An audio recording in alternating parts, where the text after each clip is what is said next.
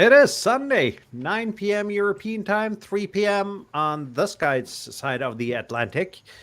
And we're TEHRS, the European Ham Radio Show, if you haven't seen us before. We got some activity in the chat. Some of the regulars, if you haven't been here before, just say hi in the chat. We'll say hi back and we won't bite. Let's just get going with our regular segment, though, our Ham Radio Weeks. Let's see, who want to start? Tobias, you're up. I'm probably also the shortest one. Yeah, there was not so much ham radio for me this week. I had 3 physiotherapy sessions for the arm. That basically means 3 days taken care of, some bureaucracy with the insurance. So that's another day taken care of. And just this afternoon, I managed to record one of the 10-minute videos that I'm experimenting with, which ended up to be 17. So I still have to cut it. But that's about it, yeah? One 17-minute video in the making. Yeah, that's good. Kjetil, your Ham Radio Week? Very quiet. I had one eyeball QSO. That was really nice. There's a guy at the cabin very close to me here that invited me over for dinner. So I sat there and got a very nice introduction to some fancy gear like satellite communication gear and stuff like that, and just had some fun. Also did some 2-meter QSOs with him. Today was my only activation and the first one in 2 weeks, I think, or 3 weeks maybe, where I did Parks on the Air activation, very close to here. And managed to get another band for that park, so I'm up to 11 on that, so I got 70 centimeters as well. Yeah, very nice to have a guy at the cabin 2 kilometers away. Just some fun with that. I had to go over to FD8 because 20 was SSB was just too slow. So that's been my week. And how about that slow sideband activity, Bob? What are our experiences with that? We have mixed experiences with the sideband, I think. Some are fast, some are slow. I'm not sure how much we're supposed to reveal, if you want to keep it a secret for when you publish the video or not. Well, my YouTube statistics are pretty clear. Only about 6% of my viewers watch both live streams and video. So there are room for every... come on, guys. You can watch both. That's okay. But we did a couple of activations yesterday, both me and Bob. Let's leave it like that. We went for a Poda Rove. I'm not going to reveal if it was successful or not. But on one of the bands, or one of the parks, we had one sideband QSO. I think actually I had 2. So on average, 1.5. Yeah. So that was exciting. But keep going, Bob. I'm not gonna. I'll do my segment later. No, that was part of my week. That was quite a bit of parks on the air yesterday. I was up 50% of the Lima Alpha Oscar Foxtrot summits today, which means I was up 1 mountain. I was up 2 mountains on Friday, 2 mountains on Thursday. I was up 1 summit mountain on Tuesday. I was controlling a 10-meter net. So it's been summits, many summits this week. Very good radio week, I think. Nice to get out and to get some exercise. And you managed to get some work in between that, or are you still on vacation? No, I was spent 3 days at work and took 2 days off. Thursday and Friday I took off. So did manage to get some work done. So I think that's enough of my week. So Walt. Wow, I worked a lot. This has been a rough week. I've been very busy at work, so I didn't get to play a whole lot of radio. Middle of the week, I did get in here and for the first time set up my X6100 Zygu, and I did do a video on that. And if anybody watched that and saw how bad the sound was on it, I did get the Zygu GY03 speaker to go with it this week. Amazon overnight to me, and it sounds much better. So did do that. It's kind of tough. I worked yesterday. I didn't get off yesterday till 6 p.m. my time here. I really wanted to jump in and try to make some contacts over to the UK. All those guys streaming, and by the time I got home, everybody was done, so it was kind of tough. But yeah, it's been a crazy week of work here, so not a whole lot of radio per se. Working a lot of hours this upcoming week, but this next weekend or weekend coming up, I'm going to leave Friday about lunchtime, and it's about an hour and a half drive from here down to the Outer Banks of North Carolina, and I'm going to spend all next weekend on the Outer Banks, so I will be playing a lot of radio. The XYL's already said, play all the radio you want. I just want to go down there and relax. I'm going to let her relax. I'm going to play a lot of radio down there, on the Outer Banks. Perfect plan. Yeah. I'm really thinking about, I've got the setup to start experimenting with some satellites. I did see there's a couple ISS flyovers while I'm down there. I'm going to try to see if maybe I can hit the repeater. I think it would be really cool for my first satellite QSO to be me at the in Kitty Hawk, North Carolina, where flight began with the Wright brothers as the ISS goes over. What a cool place to experience my first QSO there. So I may try that. We'll have to see how the weather is, and how things are going, and kind of time the flyover. But I am going to get up early Saturday morning, this upcoming Saturday, and put up a vertical. I think what I'm going to do is put up a vertical infed for 20, because in the mornings here, early mornings, over to VK and ZL is really great. So I want to try to make some contacts over that way, and test out the. I haven't done that in quite a while. I haven't put up that antenna on the beach in a while, so I'll play around with that. So I'm more looking forward to the upcoming week than last week. Last week all I did was work, and I'm over it. So yeah, but it sounds like you at least have some plans. Though you've played some mental ham radio, and that's often a good thing, though. And hoping you get that satellite QSO. Satellite QSOs are hard.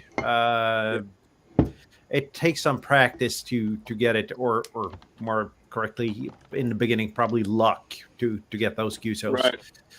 Yeah, I want to practice a little bit first for sure. That's the idea. We'll see. I say that now, but I'll get down there and my wife will go, "Hey, let's go to the bar." I'm like, "Bar, satellite? Yeah, let's go to the bar." Let's see here. My week, I've done a couple of parks this week. I think I've done 2 parks, regular parks in the air activations. There's videos on both coming up. And then we went for Photo Robe yesterday. I'm not going to reveal too much about that because there is a video coming up, not next week, week after that on that one. That's another thing I'm doing. I'm producing videos like a maniac now that I have vacation to be able to stay on top of things when work starts the week after next. Besides that, I've been doing a little bit. I've been playing a little bit mental ham radio as well. Let's see if we can get the right picture up here, because I'm looking to trade one of my cars for a small van, and this opens up a whole new level of mobile ham radio. So I've been doing a lot of reading on where to route cables, where the grommets are, and such on the Nissan NV200 and the ENV200. So that's some mental ham radio. I went to look at one at a dealer earlier this week, and I actually sat inside it planning where to put the radios. So we've got to come up with a contest to name Morton's van. I'm gonna put it in right now. I say we should call it the DX Destroyer. We got to come up with a good name for it. You know what I mean? You can get vanity plates in Norway now. So if we start a GoFundMe, we can get vanity plates for Morten's new van. That'd be fun. or just super chats. But do remember though, there's going to be a lot of super chats in order for me to get vanity plates. That's fairly expensive in Norway. Yeah, it is. Yeah, it is. I think it's 9,000 Norwegian kroner for 10 years. And that's about $900, 900 euros. That space. I have vanity plates here, Morton. You don't want to know what I pay for mine. Yeah, but I know that I know that in Illinois they are free as long as you have a number at the beginning or end. Right? But they used to be a net positive here in Norway because for many years, like the car parking systems and toll road systems didn't support vanity plates, so you didn't pay. So that if happened. you parked a lot on, for example, airports, you would earn it in within a year. I had some colleagues that did that. I'll tell I you said, a real quick funny story about vanity plates. So I have them. As I'm driving home from work one afternoon, I see a guy come by me with vanity plates. He rolls down his window and he yells, 2 meters, 2 meters, 2 meters. And I went, okay, CB. but I do have some plans though, because this will be my vehicle. This will be my going back and forth to work vehicle. My wife's got one of those vinyl cutters, which opens up a whole lot of lot of options for branding your van. 50 centimeter diameter TEHRS logo on the side. Yeah, perhaps. I see that William comments. Hope you get them tires inside as well. And yes, it's normal in Norway that you get both summer and winter tires with your cars. So I need 2 sets of tires. So I really hope that as well. I got to say that about the car. I did the maths on the size of the batteries and figured we can, when Morten gets that car, we can do non-stop FD8 for 48 hours at 100 watts with the batteries in that car. So looking forward to that expedition. That's going to be fun. But that I need some power to get back and forth to where I'm doing FD8. This isn't an we can take my car for back and forth. That's all right. And speaking about electric vehicles here, Steve says worried about any RFI from electrics in van, and no, I'm not. This is built on the Nissan Leaf platform. I've had 2 Nissan Leafs. There's no noise on the Nissan electric vehicles. The Kias and Hyundais, that's a whole different story. When I'm doing portable POTA activations and there's a Hyundai or a Kia, electric Hyundai or Kia driving past, the noise levels rise up to plus 60. I own 3 Kias, and the gas Kias, and the built-in medium wave radios in them are money, man. I almost want to take the radio out and sell the car and keep the radio. They're good. Wow. Yeah. Yeah. There's the chargers are also very noisy. Like I had a neighbor that had an electric car charger, and I tried doing radio from that location. When they charged the car, it just peaked, like the meter was full. But the thing is, though, the box on the wall is actually just an electric outlet. The chargers are in the car, so that too depends on what kind of car you have. One of my cars are noisy, the other one is quiet, and the Nissan is the quiet one. And both of my at-home antennas are right by the charging point. I don't. The thing is with the charging car, Ketil, as I understand it, if it's that noisy, then it's actually breaking the law. So you would actually be doing the guy a favor if you went out and unplugged this car. Yeah. Usually they don't see it that way. I'm sure you could explain it to them. Yeah. And just not to interrupt though, I saw Tobias sent a private message here. If we missed your ham radio week yet, but we didn't. I think. It was just very short, Tobias. Yeah. I'm full of painkillers, so maybe I'm a bit fuzzy. Yeah. But I did do a lot of family visits and stuff like that instead. So family first. I also felt like I've been a bit saturated by you dropped really out. large amount of parks on the air. Yeah, I've been saturated by a lot of parks on the air this year. Yeah, you were like out every weekend for the last few weeks/months, right? Yeah. Yeah. So no, every week I was every day for 2 or 3 weeks. I went for a beach. So I'm at a bit of saturation for that. But the same thing happened to me when going for the kilo, and I just switched it up and went on mountains instead, summits. Yeah, completely different game. I did that. I haven't been back to my kilo park since I got my kilo. The thought of doing another POTA there right now is I did so many POTAs that were just to get the kilo that I'll be back there, but not until I got something new to try. Yeah. I guess we should tackle the Super Pixie build next, right? So that will be a change and fun for Yeah. everybody, I hope. I'm releasing my unboxing video on Tuesday, so we can look at something during next week. If we could do, if not a live stream, perhaps a live recording of it and release it on our channels. We'll discuss that. Thank you there. Yeah, you saw that one. I wasn't Yeah. sure if you saw it, but yeah. Let's see our topic. Why did we start with ham radio? That's always the origin stories of our operating experiences, or what made us become hams. I don't know who want to start and just start the discussion here. Tobias. or Walt had his hand up, so okay, Walt, Yeah, go ahead. Ding, ding, ding, ding, ding. Anyway, hey, I started. I tell you, I'll try to make a long story short as I can here. As a kid, the house I lived in, and it's one of the reasons why I like operating on the beach right now, was right across. You cross the street and you were on the beach, and I would lay in bed at night.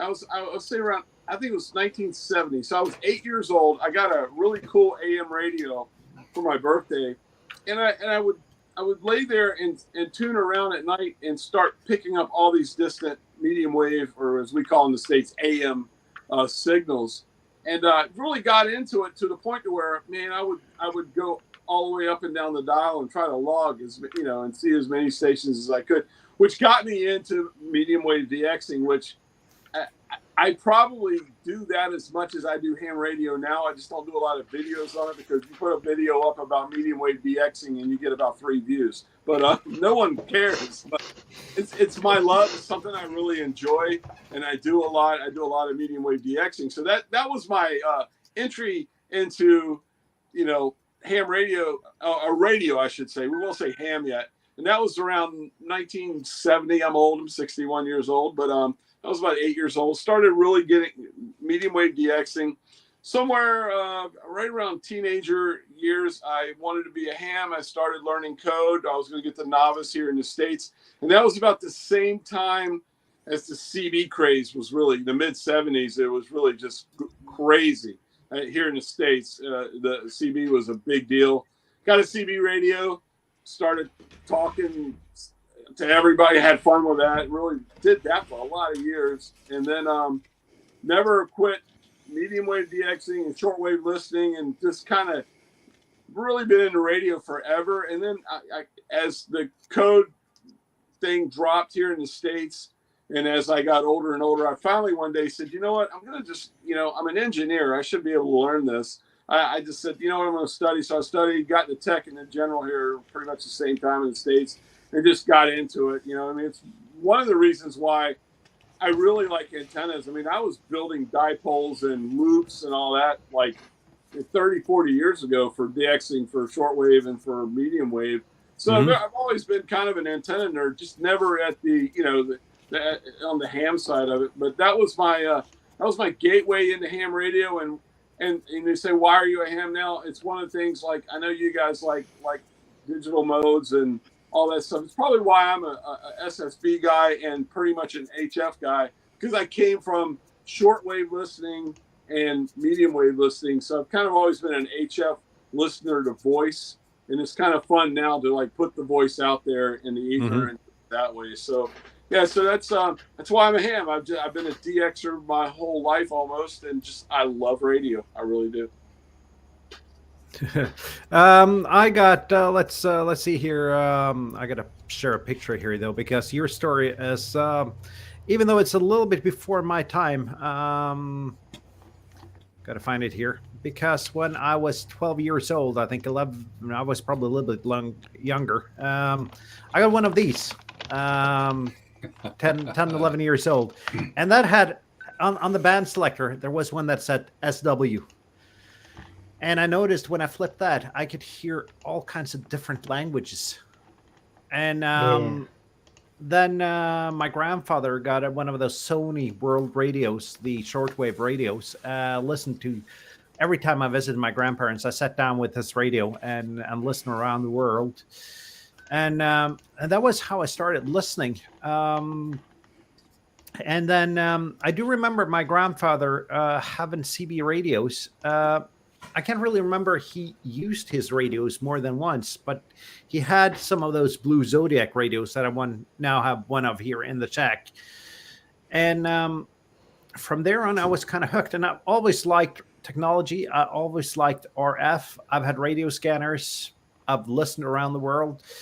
Always wanted to be a ham. Never had the time nor the money. And then the perfect storm hit with COVID and my mom passing, which left me with some money and an apartment to sell. And at one point of my life, I was at the point where I had both the money and time to become a ham. Not really knowing what was going to meet me. I thought I could use a Baofeng, and that was all I needed. That didn't happen, but that's the short version of my story. So Tobias, how about you? Yeah, that's maybe a bit of a longer story, but okay. Well, it started classic with CB radio. So I did all kinds of nonsense with it, like mounting it to my bicycle. No bicycle accidents at that time, even though I had like a lead acid battery on the backpack, you know, the real acid filled ones where you can unscrew and put more distilled water in. And the a long, what was it called, DV27L whip also on the backpack, and so I was cycling around there and having fun, you know, going to the next hill and making nice QSOs from the hill. Yeah, and I don't know how long that went, but probably was maybe a year or two just having fun with CB. And yeah, there was a nice crowd of people there having fun, and one of them also had a ham radio license, yeah. And my dad was already having, at the time, it was called the C license, which was the smallest license in Germany at the time. So when that guy offered basically, hey, you CBS, I'll do a course. We just meet here in a public room in the school. I can teach you. Then basically, yeah, like 10 or 15 people joined in there.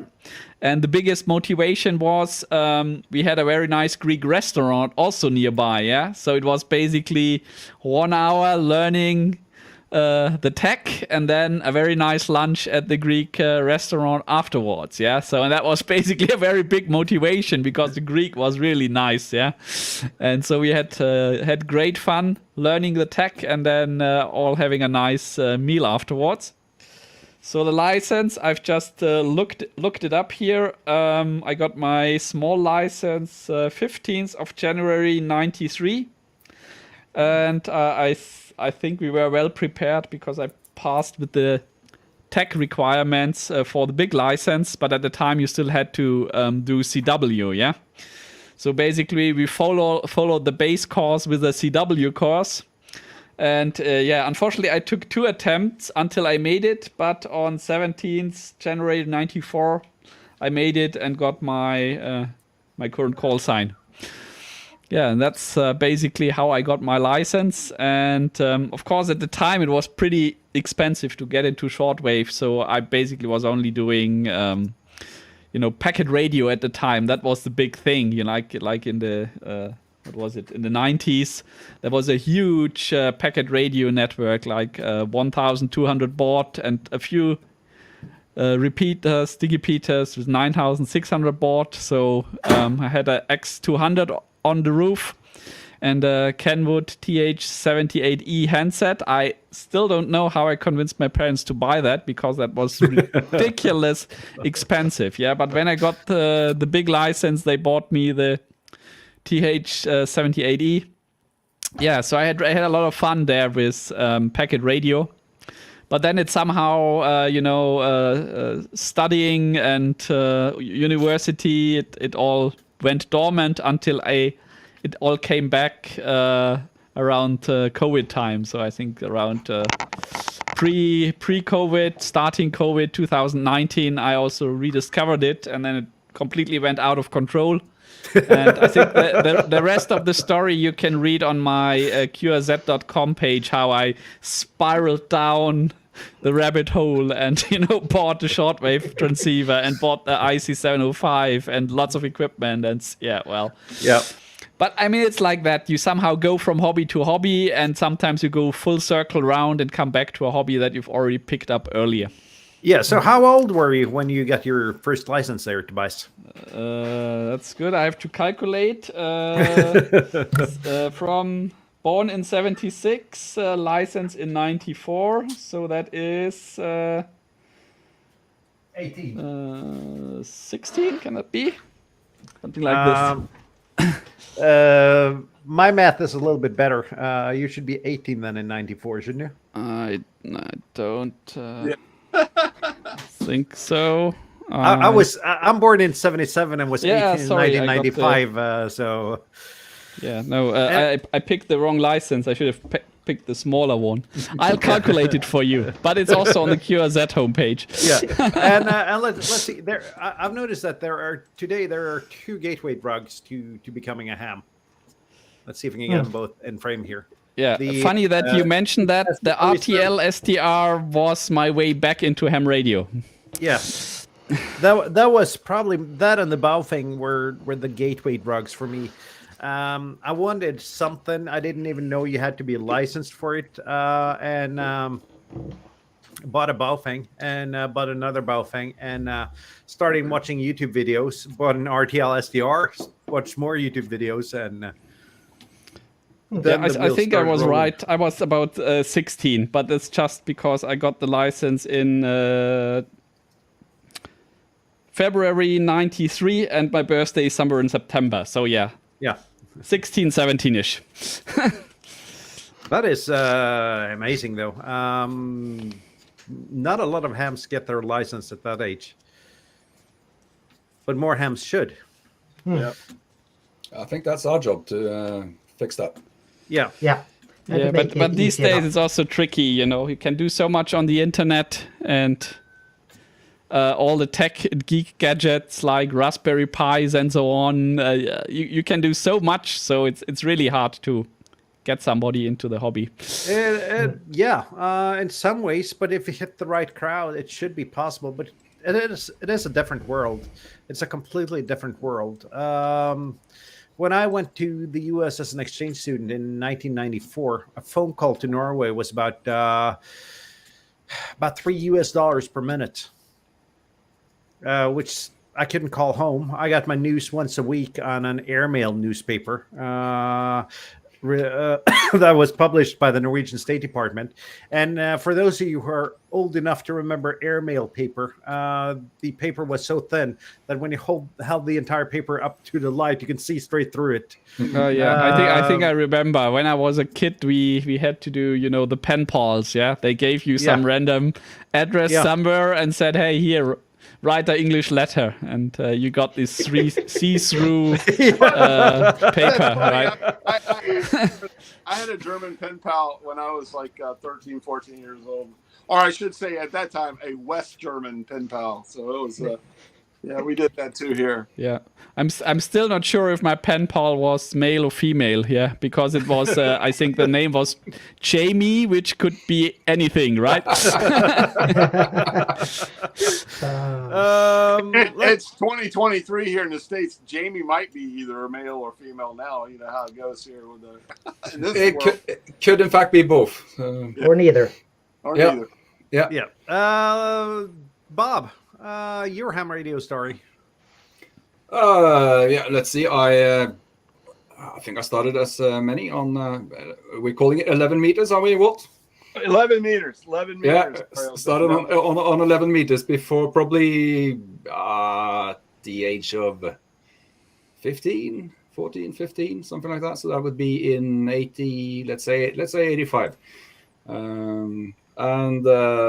Did that for a while. I started to build antennas. That was how I got introduced to antennas. I went to the library, borrowed books on antennas and antenna design, and just devoured. I can't pronounce that word. I've never said that before. I just read it. Anything I could get my hands on, having to do with antennas. And as things happen, I discovered other things in life that was fun. So it sort of fell by the wayside, and I picked it up again pretty much during COVID, like many others, with the SDR, the little SDR dongle. I put an antenna and an SDR and a Raspberry Pi up in the attic, and started decoding FT8. And I found that amazingly fascinating, that I could sit here in my basement and receive signals transmitted with maybe as little as 5 watts on a whisper, at least, from around the world, literally around the world. I can sit every evening and I can receive signals from all over the world transmitted with no more than 5 watts of energy. That's the amount of energy you put into the one backlight on rear light on your car. And that transmits the radio energy around the globe consistently every single evening. And I found that just fantastically fascinating. And I think that was the thing that convinced me that I needed to get my license, so that I could actually take part in this. And it's probably the reason why when I started doing digital. I did mostly digital for maybe as much as the first year. I did almost no sideband before you and I went to the park activation, Morten. That was that sort of triggered the new interest for me. So I blame you for that. Not that I'm complaining. That's pretty much my story. Yeah. Kjetil, I see that you added a piece of Norwegian radio history for me to share. Yes. And that is a classic. We had one of those when I grew up. Yeah, and that's a bit of a follow-up to what Walt showed earlier, like having those old DX things. And you can see there are some rather low frequencies here. And I inherited this one, or a very similar. I think I had the number 11 instead, but same thing. AM, FM, or short, medium, and long wave receiver. Also had FM, of course, since it's in Europe. And I just sat there listening to weird things. And I had no idea. This was like back in '94 when Tobias got licensed. Then I was 10 or something like that. Yeah, 10. I could understand some English, but not very much. So for me, it was just listening to the weird voices. And every now and then I remember picking up a digital transmission. Something that probably RTTY or something like that. And it just sounded so amazing to listen to. But that's not what got me into ham radio. Actually, that was my mother. When she was a lot younger, she was very much involved with the ham radio environment at the NTNU, like the big Norwegian university in Trondheim. And she has told me all my life, she told me stories about that. She never got licensed because that required CW at the time, and she couldn't pass that exam. But I heard all of those stories about them talking to people all over the world of scouts. I've always been a scout my entire life. I've been a scout. Heard about them going on jamboree on the air, speaking with scouts other places and that kind of thing. And so when I moved, I finished my university degree in 2015. I took a re-education, and then I moved to a place called Karmøy on the western coast of Norway. And I drove around randomly and came down to a place that was supposed to be a viewpoint. And that's the radio club I showed you last week. And they had a big sign, a poster in the window. Do you want to be a radio amateur? We're starting a course next week. So yes, I wanted to sign up. I had no idea what the hobby really entailed. But I had just finished my bachelor's degree. We had lots of electronic engineering. I did a lot of electronics there on the side. So for me, that was it wasn't that hard to do the electronics part of this. So I sat down there, took the 10-week course. Money wasn't the big issue. And I had actually been in contact with ham radio operators through the electronics club at the college as well. But never got to do the course over there. So then I took the license and passed that, and came into started at an amazing club location where we had big antennas, big amplifiers, and amazing takeoff towards North America, and it was on the top starting to go downhill on the solar cycle. So I just came in there just to do some amazing DX on 20 meters and 40 meters, and that was just, it hooked me. Then we also had a local operator, Lima Bravo 8 India Golf, Vlad. He took me on SOTA, and that was my big thing, going on summits on the air, up to summits, doing portable radio, which I then screwed up and bought a really heavy radio, which I used for my first year, the TS480SAT, with a lead acid battery. So that was 20 kilos in the backpack, or 40 pounds or so. I learned a lot from that, but still, like that's the thing that's amazing for me, like Bob listening to the whisper signals. Just being able to take a small wire antenna that you build yourself in 5 minutes and being able to talk to somebody anywhere in the world, or maybe in Europe when you're in QRP, but still, you're able to reach someone, send a text message, whatever, with some random wire you found lying around. That still fascinates me. So, yeah. It's the magic feeling, though. And as I said, I didn't know what the hobby was about when I started. I just knew that I wanted to do this. I've been wanting to do this my entire life, not really knowing what it is. But I've always been a nerd. I've always liked technology, and that's probably what entails me a little bit with the hobby, just combining a computer and a radio and see what can we do with that? How can we make this work? How can we get the different things to talk to each other?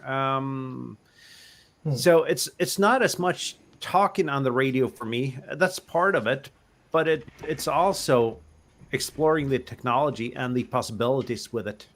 Yeah. By the way, when I mentioned that radio, I actually brought that into the the last remaining electronics repair shop we had in my town. Was like a big shack, like they had radios and TVs everywhere, and I brought it in to see if they could fix it when it broke. And that's something you can't get nowadays, not locally here in Norway. No, absolutely not. And it's a whole different world. But part of the skills you should have as a ham is at least troubleshooting your equipment, and you can do that with older gear, but you have no chance with the newer gear, though. Yeah, but I did learn CW in Scouts, but that was on I think it's the 470 nanometer band, or visible light, as it's called. So we did Morse code with flashlights. So I've never been able to translate that over to sound. I could probably recognize a lot via flashing, but the sound, no. No. I just remembered, and maybe I will upset Uncle Günther now, that I also started my journey more or less into CB illegally with this nice box, which was a home-built RTTY encoder that you can hook up to the Commodore C64. And of course, I also hooked it up to the CB radio, yeah?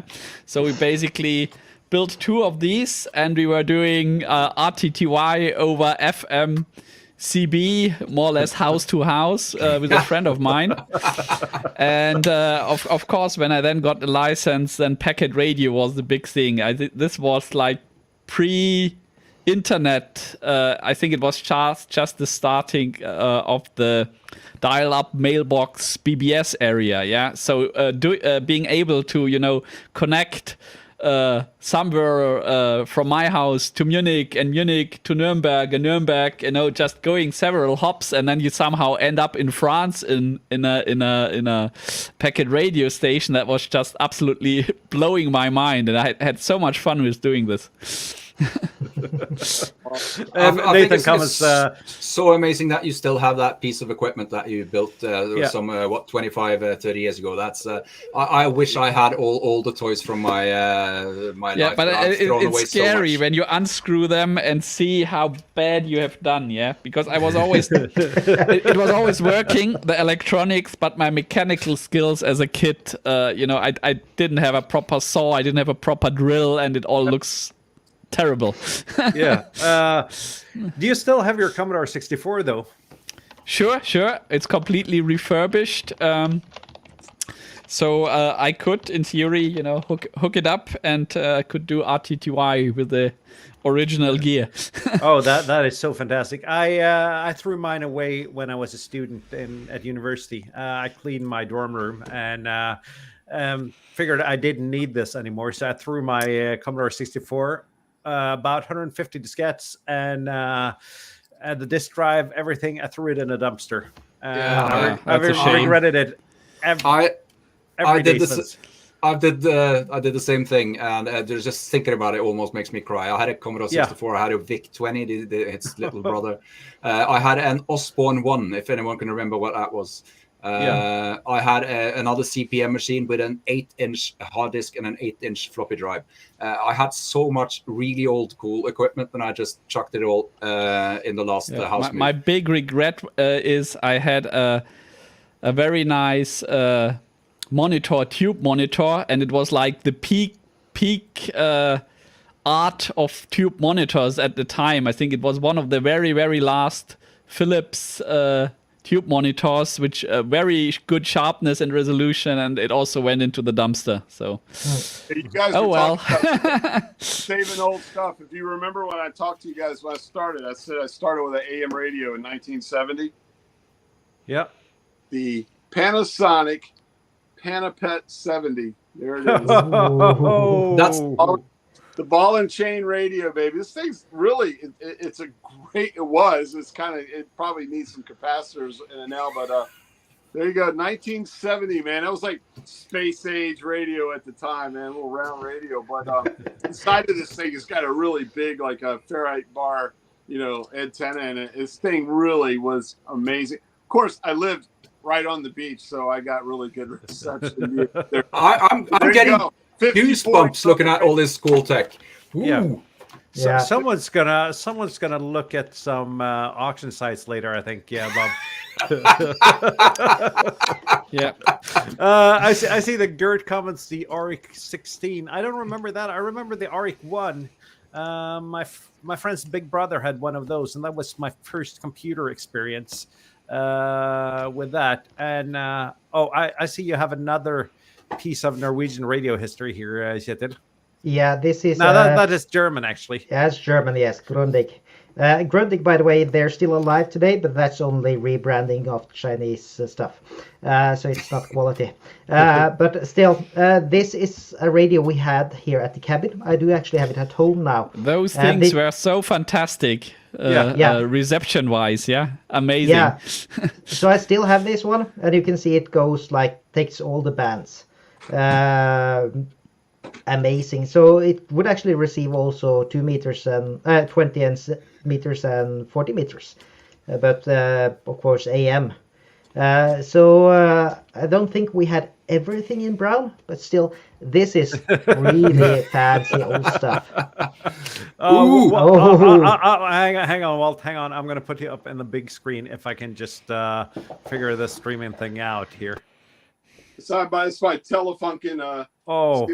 1000. So you guys are when you brought that radio up, I love this thing. It's awesome. I actually bought this about 5 years ago. It's a great radio. And the thing is, this brings back a lot of memories. So this is what it got replaced by. So this is a DAB radio. It doesn't even have FM. So it's a huge chunk, and it receives DAB radio really good, and it has a good speaker and everything, but only DAB. Yeah, and speaking about it, you showed those radios, and the reason I thought that was RadioNet radio you showed there, because Norway actually has got a pretty rich electronics history with both Tandberg and RadioNet. Yeah. I don't know if you know those brands, Walt. Yeah, somewhat. I mean, I was, I'm a big Telefunken and Grundig guy. I've been looking. I want to find one that maybe needs a little love or whatever. I've always wanted the Telefunken Opus, the big wooden, beautiful, tabletop Telefunken radio. I've been looking at those. I have my house is, my wife said that we need to move because I've run out of room for my old antique radios. I have a collection of old antique radios. I want to save them all. You know what I mean? Yeah.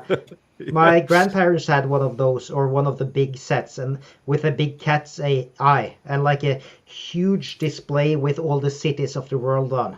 Yeah. And that was so amazing. You could just dial around, and now you're in that country, and they're so beautiful. Yeah, it was. You're magic talking back out then. about these radios. That reminds me that, I mean, growing up in the 80s and 90s, there was in Germany something called Sperrmüll, where you could basically chuck out your old electronics, once or twice a year, and it gets collected.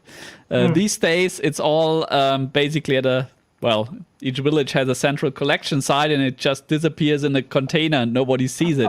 But at that time, it was basically once or twice a year, there was Sperrmüll Day. And as a kid, that was like heaven. Yeah, you just drive around with your bicycle and discover all these nice electronics gadgets, like all these radios that you have shown here. People were just throwing them out because they didn't want them anymore at mid 95 or something. Yeah, so you could just grab this stuff and pick it up and dismantle it and look at it and have fun. So that was amazing times. Should come as no surprise that I did that as well. We had the same thing in Norway. We actually still do.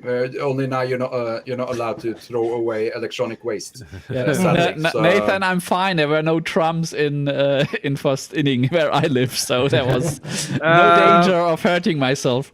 I'm just going back to the Norwegian radios. All of these radios are Norwegian radios there, Walt. And we're probably pretty much some of the best receivers you could get, but bad business decisions made both of those companies go bankrupt, unfortunately. So they were technologically superior to most things, but the business side was probably not as. I've got to own one now, Martin. I've got to go find one on eBay and get me one, just to add to the collection. I love the dials. Like the European radio dials with all the cities on them and everything. I thought they were so cool. They're just amazing. I've actually been looking at the shipping is almost impossible, but a lot of Australian radios, the older from the 50s and the 60s, the Australian radios, it'll say like Melbourne, Sydney, Brisbane, all that on it. I kind of want one of those just to add in the collection, an older Aussie radio as well for my radio collection. But no, that's awesome. You know what I'll be doing after I get off. So maybe I'll be lucky with my next video. I think I told you in the Discord, in the admin channel, that I was filming a video about 2 books, and they were called Philips Lehrbriefe, and it was basically training for Philips employees about their product portfolio. So there's lots of information about radio, RF reception, TVs, and beautiful hand illustrations in there. So you can look forward to it. I hope I can get it done maybe tomorrow. I see you're sharing a video here, Kjetil. Let's see if we can put that up here. Yeah, I'm not going to show the video here. I posted that in the private chat, so maybe you can repost it. This is a Norwegian radio amateur that does a lot of World War II stuff. So in this video, he's gotten a lot of views actually. He's using some old direction finding equipment, like analog direction finding, and that is really cool just to see how they actually did it. So I highly recommend looking at it. It's in Norwegian, so you have to do subtitles and everything. He does really good subtitles, though. He has his videos in Norwegian, but he has good subtitles. And he actually does English videos as well. He speaks English in some of his videos. Yep. He's probably one guy we should try to get as a guest on the stream, though, with this vintage radios. And he Absolutely. also got a couple of Hellschreiber radios, I think, that does Hellschreiber like it was done during World War II. He actually checks into some of the on nets paper. that I control every once in a while. So he's pretty close by. Yeah. We should invite him. He probably has it. Yeah. He would love that. He would love that, Walt. Yeah. Now you get us all drooling. That is a ship's entertainment radio that was built in 1942. It's the RBO2 ship's entertainment radio. The thing about this radio is it's encased. Everything is encased in lead. That radio took 2 people for me to just lift up and put up there, my son and I.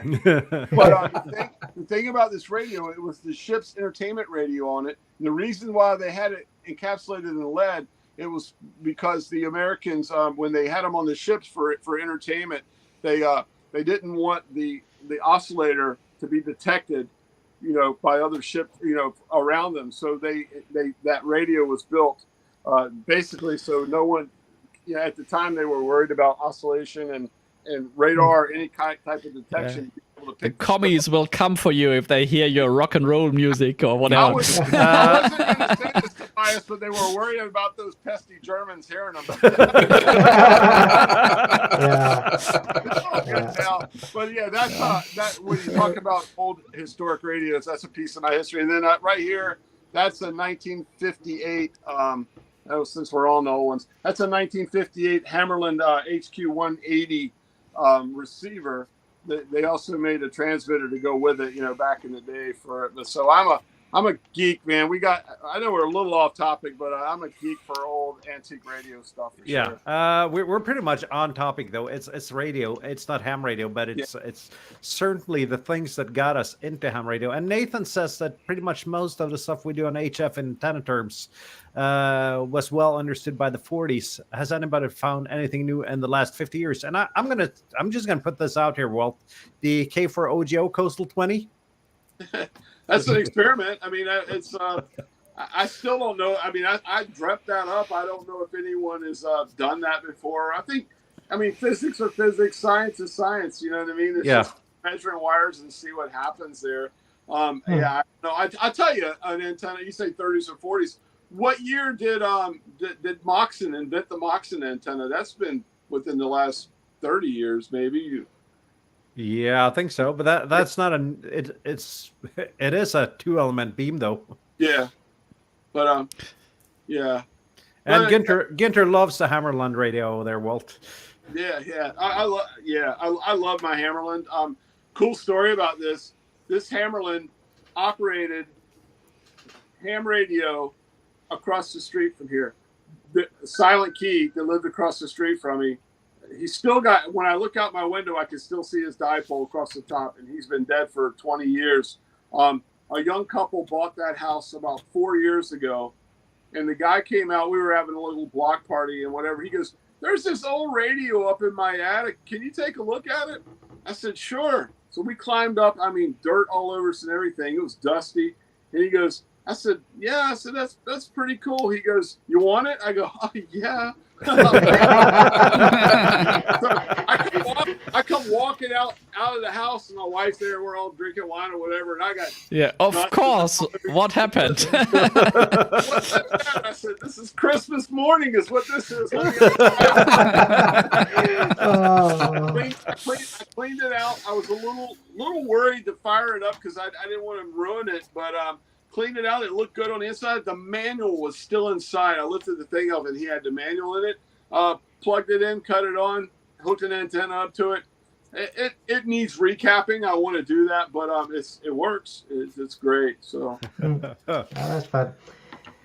Yeah, I also did a lot of like PMR radio when I was a kid. That was also like with the first playing I did with radio.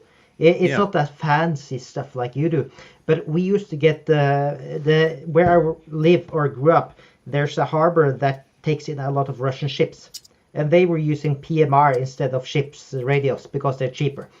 So every now and then there used to be lots of people speaking Russian on our radios. Yeah. Well, And that was always fun. You hear a lot of people speaking Russian on the radio. Yeah. But they didn't always understand when I spoke back to them. This being the European ham radio show and me being the only American in it, and for you guys that don't know my story or whatever, I spent a lot of time in Europe. One of the cool things that I feel blessed over the last year and a half that I really got to do is when I got to Poland, I bought, being a radio collector, I bought the Polish built long wave radios. I bought like 4 of them, different brands, just to have in the collection.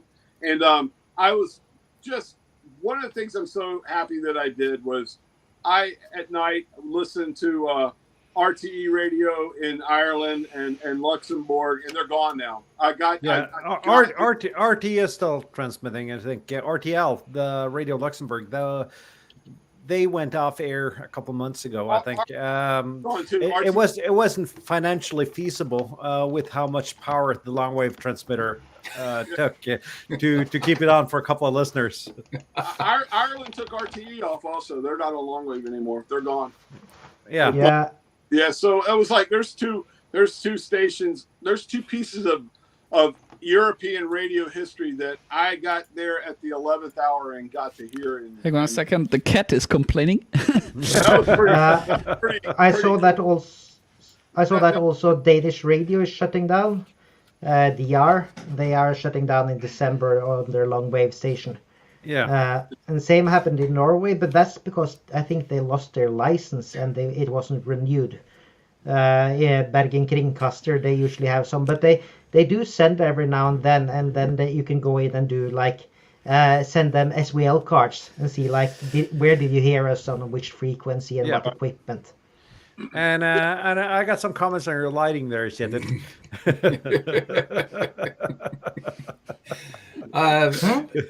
He's not wrong. He's not wrong. Comments on my lighting? Lighting. Yeah. Yeah. Stu is saying it makes you sort of look like a serial killer.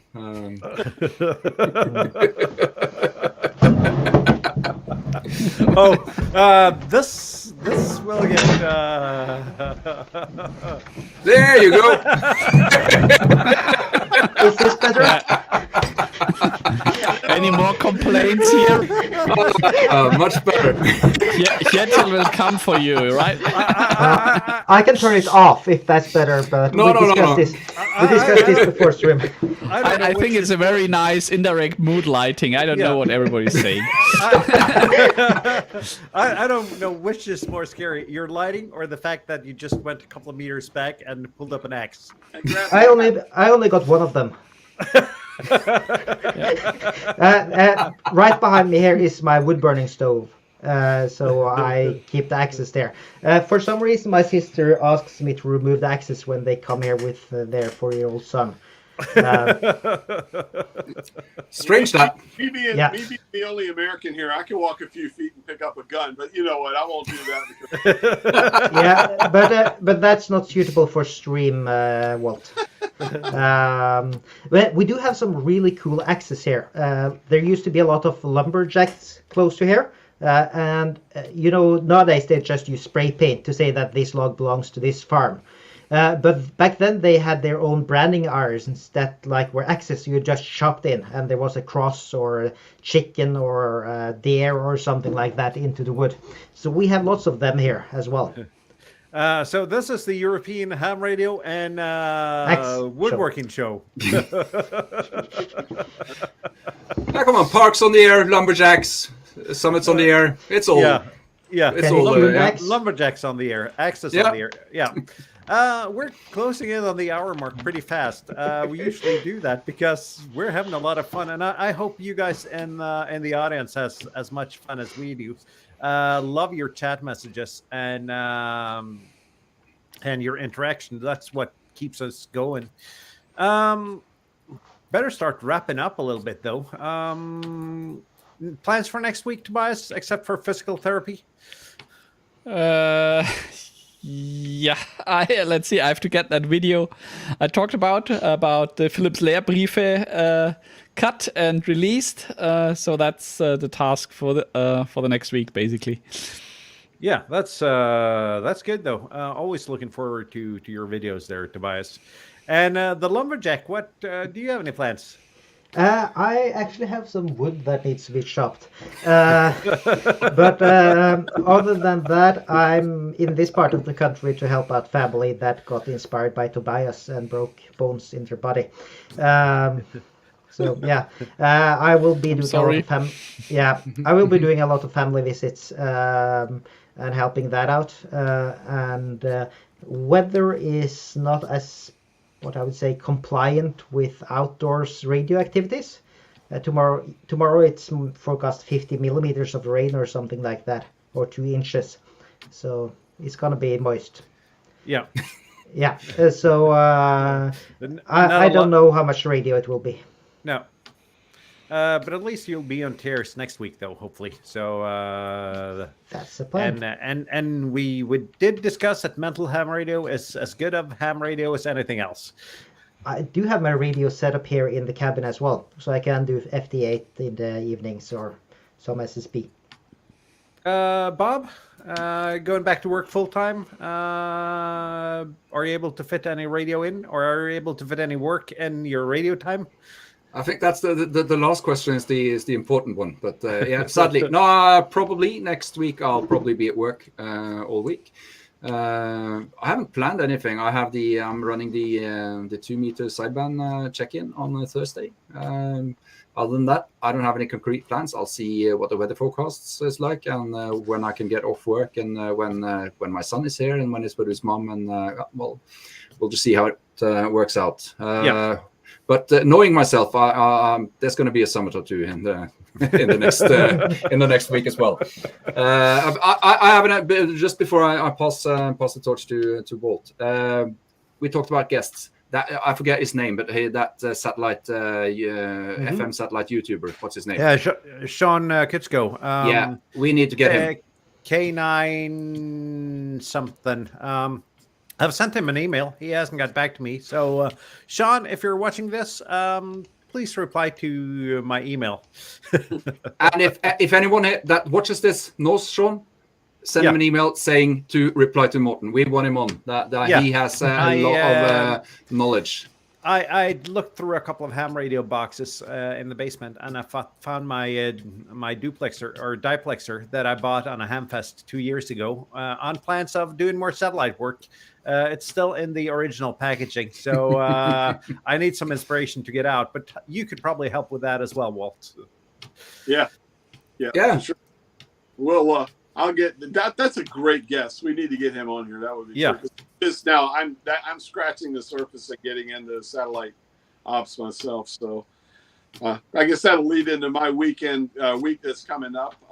I plan on getting out. I wanted to do it this week, but weather's been kind of rough with rain and heat and everything. But I'm going to take the X6100 out, first time portable, one night this week. And what I want to do is take my 17-foot, I don't know how many meters that is right now. I can't think. It's like 5 point something. Anyway, I'm going to extend it all the way, go portable with it here in the harbor, and put I want to see if the ATU and the X6100 is as good. It's a Zygo ATU. To see if it's as good as the G90 and the X5105.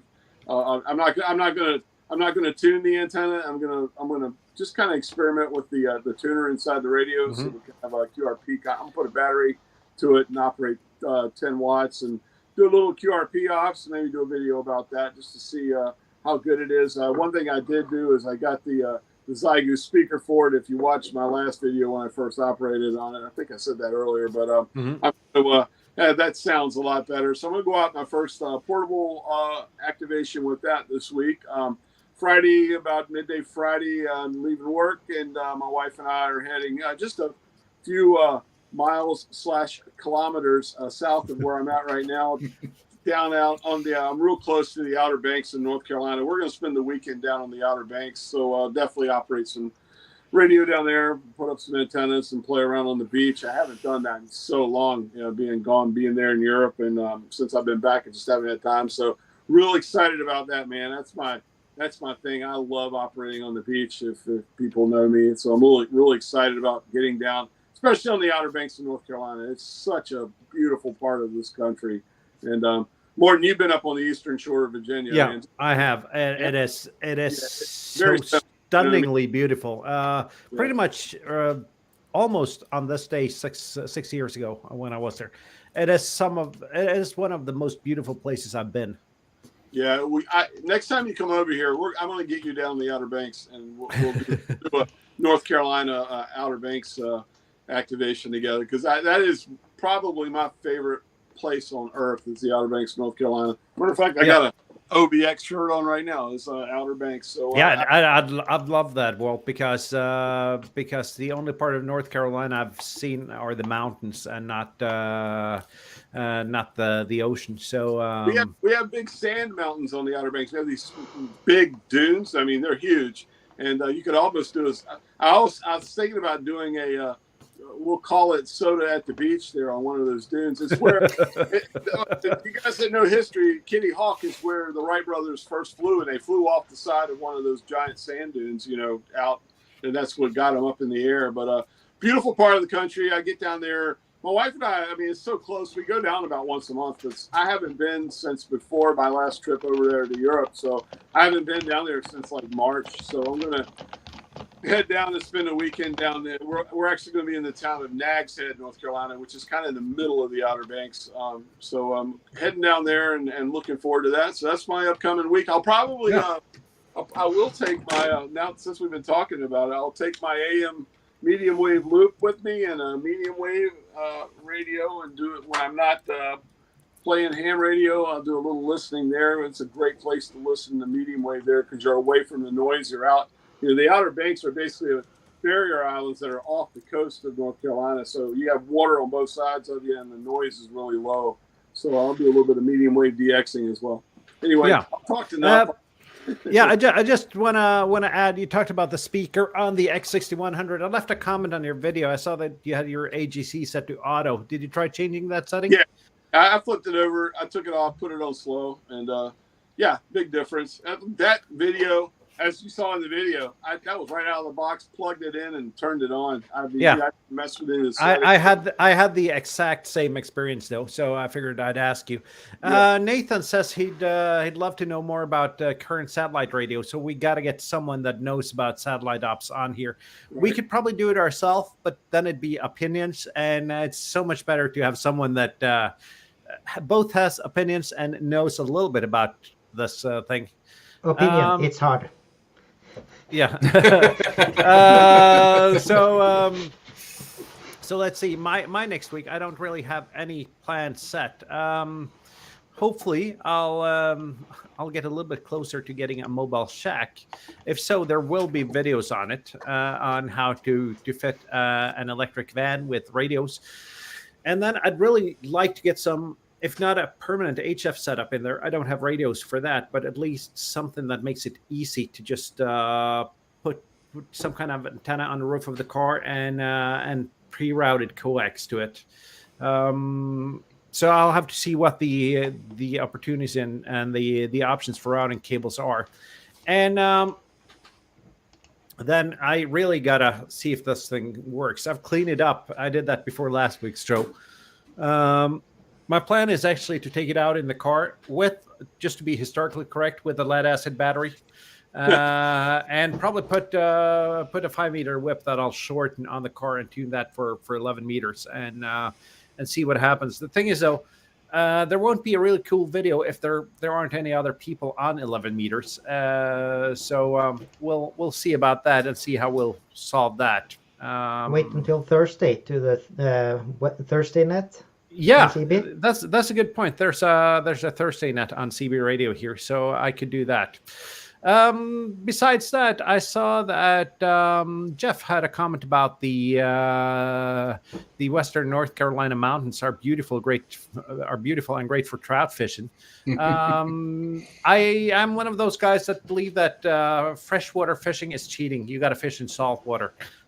There you go. So, but I've driven through the Smokies and out to the Virginia coast, and that's the only part I've seen the interstates of North Carolina, and then the North Carolina side of the Smoky Mountains, and that's what I've seen. North Carolina is a beautiful state from one end to the other. I mean, you have the ocean and all the resort area on the ocean. Then you go on the other side of North Carolina, you have the mountains. It's a wonderful place to visit there. You need to come see us. All you Europeans, come to Carolina. I'll meet you on the beach. We should arrange something for next summer. We'll come over for you have a 4 sofas for us, don't you? Yeah, come on. We'll rent. We'll see what we can do. And the expedition there from the Outer Banks. Oh, that'd be some amazing experiences. Would be cool. Yeah, would be cool. With the current interest rates, probably not a possibility for me. Well, we'll have to do a heck of a Patreon or something. The European Ham Radio Club Patreon, and raise the money all year, and then we'll do the expedition. And we'll get special QSL cards and everything printed up. Yeah. Just so that been said about that, all the revenue from my stream here, that's shared with the group, all about $3 of it, and then Tobias a super chat for £5. So you're not getting rich off Ham Radio YouTube, I can tell you that much. What? I made tell us. I made the equivalent of. But you have the X, Kjetil, so everything's fine. Yeah, I made the equivalent of 70 cents yesterday on YouTube. So I'm not getting a new radio soon, to put it that way. Speaking about that, Nathan says coastal waves and mountains and wires. I guess that's it. We'll be back next week. Don't really have a topic yet. That doesn't really matter because we always come up with something. The hours seem to be flying by. So we'll be back next week, and I guess most of us will have videos out next week too. And if you're not subscribed to any of our channels, the links are down below. Do subscribe to the other guys. And for those of you guys who just watched the videos or the live streams, there's room for both. On that note, 7-3. See you next week. 7-3. 7-3. 7-3. Thanks, guys.